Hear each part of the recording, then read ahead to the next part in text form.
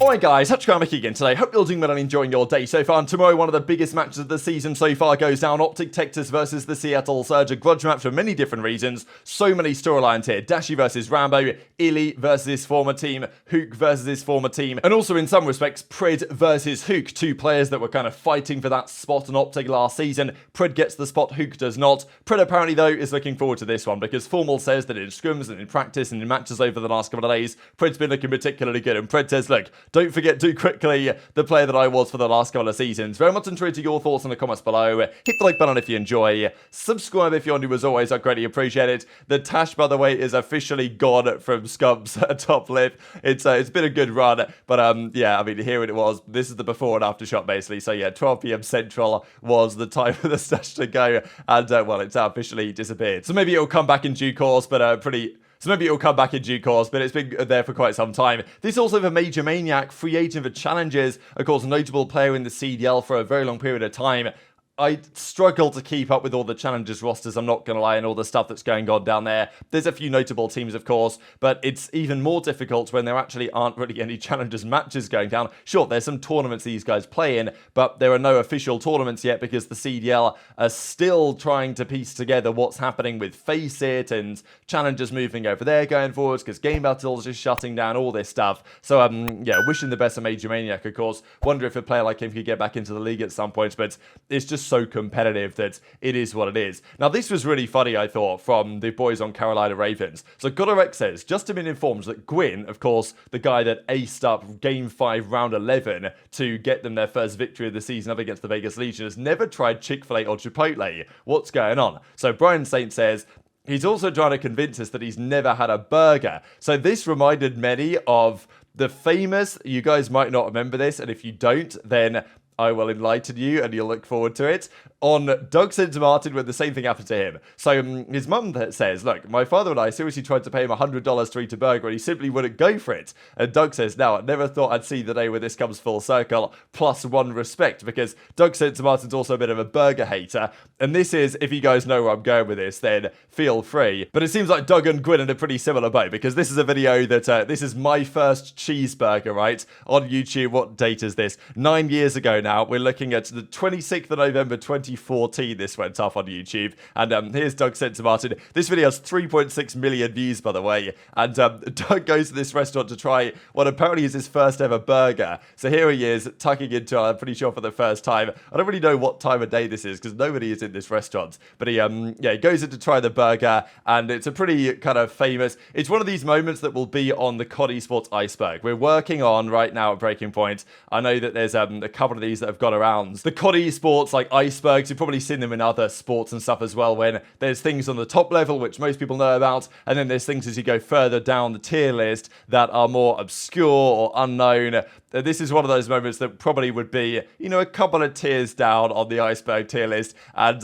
yeah, so Doug doesn't seem so happy with this one, and then I think he gets milked at the end, doesn't he? Okay, maybe he shouldn't have said it like that, but you know, these are some old school days, right? It's good times looking back on this stuff. But Doug not an especially happy man after this one. I think, yeah, he just like runs off into the distance, doesn't he? Yeah, sensational content, but maybe Gwyn Part 2 coming soon when he tries his first burger in Boston or whatever the case might potentially be. Now, speaking of top gameplay, Octane, of course, has still been frying, as you would expect, even though he's now retired. I do wonder, like, if Octane stayed around, what would the league look like? Would Thieves have broken up as emphatically as they did? Would many of those players be on very different teams even today? It's a big question, but it's not one we're really going to have an answer to unless they go into more detail on what could have happened if Octane had stayed around in the coming months. But also, Shotzzy revealed something. This is probably an old clip, but I think it might be a little bit different. I shared this clip a while ago when Shotzzy was talking about why they got rid of iLLeY, and he made the same comments, but I don't know if I'd seen this full version where he then also went on to say that him and iLLeY are boys, they get on really well, and you know, he's wishing the best for iLLeY and he's been frying.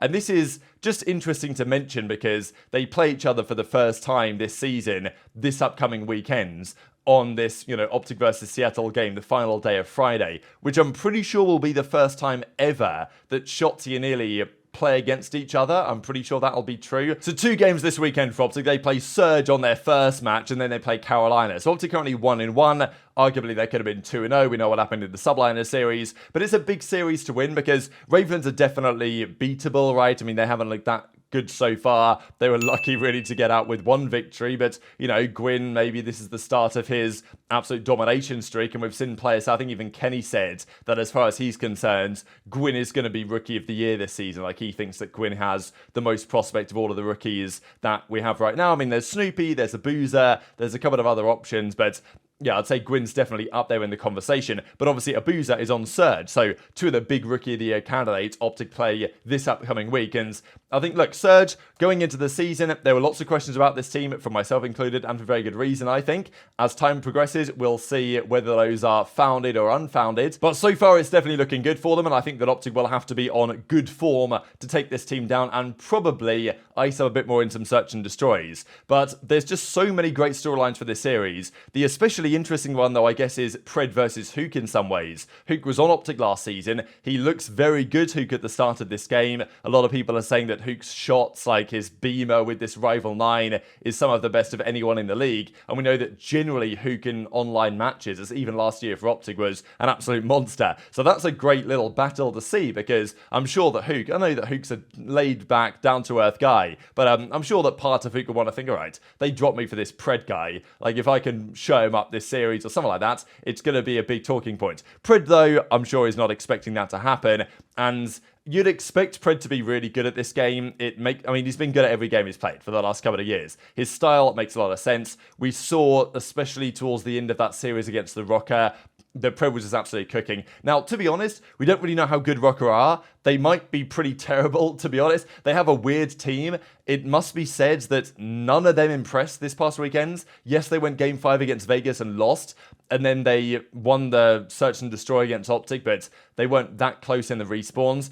Accuracy was okay, I thought, but not great. Awakening, I mean, look, we know Awakening. He's going to play slow, metal boots, you know, it is what it is. And I know there's always going to be talk with Awakening, well, you know, no sound equalization. His awareness seems to have disappeared, which I think is too early to say anything on that front. But, you know, their AR duo is pretty slow. And then you've got Linz, who's coming over, a French player, kind of like on his own. No aBeZy with him, no former teammates necessarily. So, and he was, you know, showing promise, but culturally, there's some interesting things there to figure out. And then Vivid, who is, you know, really fast-paced player, but how does that work with the team? So, to me, Rocker were, I wouldn't exactly say they were disappointing, because they were kind of what I expected them to be, but we don't really know how good they were. So it's like, Pred's performance against that team, how much do you weight it? I guess it depends how good you think Rocker are, which might not be that good. But have a look at some of these numbers. So they were playing a series of 8, I guess, yesterday. I'm pretty sure Ghosty's team here with Capsidal actually went on to win this series, because they did win this map. You can see 250 to 240 or whatever it was here on the sub base. So Cap had 40 on like 90 ping, which is very impressive. Pred, though, had 41 on this 3 ping. It's kind of absurd. iLLeY had 31. Huke had 31 on like 70 ping. HyDra's here.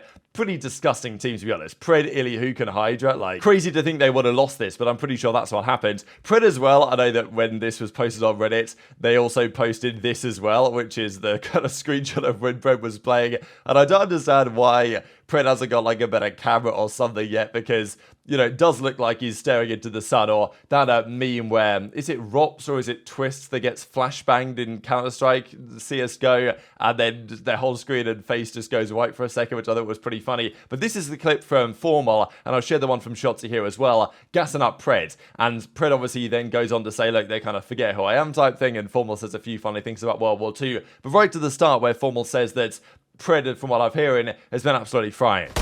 I know this is a big question, but based on what you're just saying, why drop iLLeY? He was not great to say that he's a smart player. Because at the time, we had...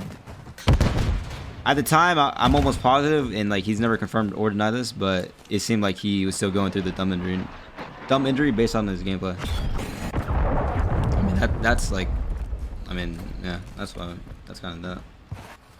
I mean, Ender's fine, bro. We literally streamed him today. He was having. Like, Ender's good as. I want nothing but the best for Ender, dude. Ender is literally. Ender's my boy. I heard you fried today, bro. You're on some MVP shot? I had to like, you know, people just forget quick, you know what I'm saying, Matt? Oh, I know exactly what you're saying. Like, everyone's just like tweaking. I went to World War II and I had a bunch of good shit talk to me that like Like, it's like they were like waiting so long to like not pick me in 8. You know what I'm saying? Yeah, I know. I just wanted to say it, bro. They just wanted to say it. Like, wait, That's someone's not actually playing? hilarious, Wait, that's dude. insane. Wait, you guys want to host though? Okay, bet. I was just like, That's what Wait, that's actually hilarious. I actually forgot about that. World 2 straight off the RW. People actually be like, it's actually hilarious. I went from jetpacking to having a musket, bro. Does that make sense? Did that make sense? Legit, that game is literally like 2 complete opposites. It's not even like slightly close. Wait, I heard you fried today, bro. You're on some MVP shot? So whether that was that Formal had heard that Pred had been frying in practice and one of his other teammates or from somebody else in the know, or whether that was Pred frying in 8s or whatever the case might be, it shouldn't necessarily be a massive surprise. Kenny was probably OpTic's MVP the first weekend, I would say. He had a great first series. His second series, he definitely did his job, and that play he made on the P2 rotation on the Skid Row probably won them the game in the grand scheme of things. But Pred was a monster that series. I mean, let's have a look at some of these numbers, right? Pred overall there was a 1.35, highest KD in the lobby by quite some margin, really. Dashy did the most damage, but yeah, Pred had 81 kills, 1.35 KD, even the map 4, Pred, you know, 26 in 19. These are the numbers you'd typically expect from Pred. This is the type of stuff that he was doing all the time on a level of consistency that not many other SMGs in the league, apart from probably HyDra, could actually match. So we'll see what happens, how good Pred's going to be at this game, because there was all the talk about, was he better at Vanguard, was he better at Modern Warfare 2? He was very good at both. Of course, Vanguard, he was hands down Rookie of the Year, really, and was phenomenal at that game. Modern Warfare 2 was great as well, but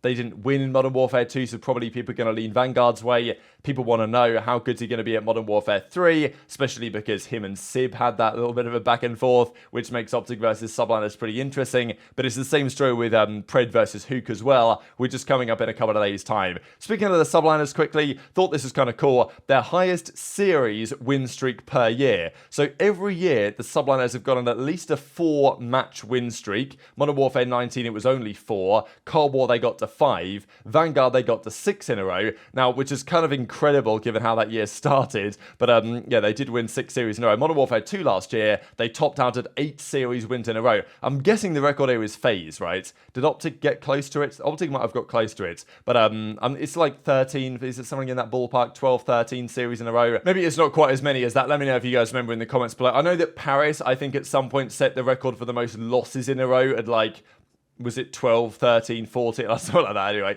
So this year, could they go one better, or will it be more challenging, right? Because 8 in a row is pretty good, and they did win champs last year. So presumably it's going to take an event victory to try and break this streak. But they've started out 2-0 this season. Not sure necessarily how long that's going to last though, but very much interested in your thoughts on all this stuff in the comment section below. Hit the like button if you enjoyed, subscribe if you're new, take care, and I'll see you next time.